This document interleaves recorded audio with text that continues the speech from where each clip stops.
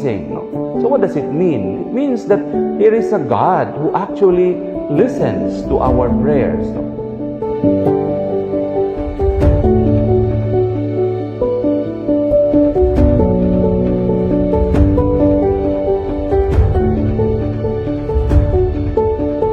Hindi lahat ng mga dalangin natin ay ikabubuti natin, no? Kaya nga sinasabi ng Diyos, no? Siguro ho, wag muna ngayon, no? Yes, I heard you. I understand you, no? And mayroon din niyang panahon, no? Minsan kasi yung sa atin is ora-orada. Minsan hindi natin alam, no? Na mayroon palang sinasabi ang Diyos.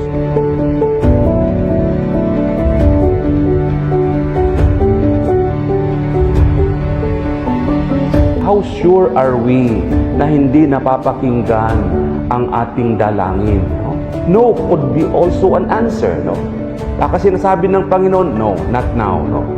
Not in your time, but in my own time.